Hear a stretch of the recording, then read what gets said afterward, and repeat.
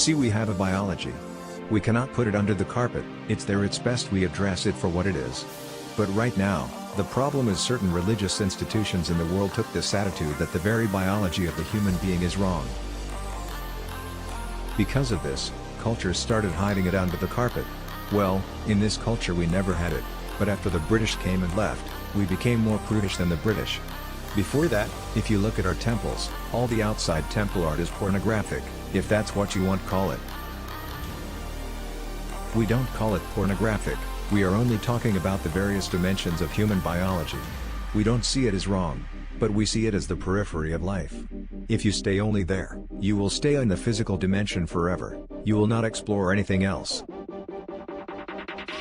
So, in the temple, it's always the periphery.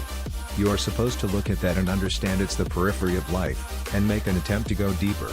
The most important thing is not to glorify it, at the same time not be in denial of it. Once you come as a human being, your biology is not the front end of your life. It is one part of your life, we are not denying it. This cerebral capability came so that your intelligence becomes the front end of your life, and if you become conscious, your consciousness becomes the front end of your life. Biology is the front end of it all.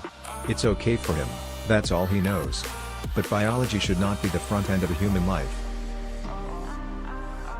It's like this, a 95-year-old man went for a medical checkup.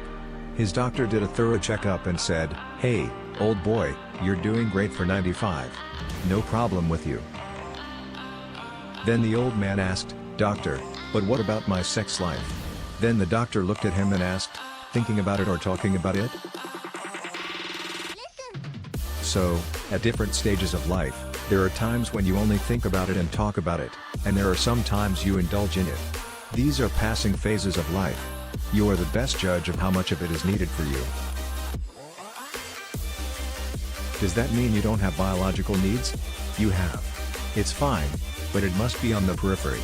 It should not become the core of your life. Animal intelligence works for its biology alone. How to get its food, how to get its mate, this is all its entire life is. If human intelligence also functions like that, you are belying the evolutionary process, because you're rolling back the evolutionary scheme of putting your intelligence and consciousness in the front. A creature which was purely biological evolved into a place which has an intelligence of its own beyond its biology. You are seeing how to take the evolutionary process backwards. It's not necessary. This does not mean you do not have a body. Body has its needs, as there is physical hunger, so there is sexuality. You have to address it in some way, but to what extent is your choice.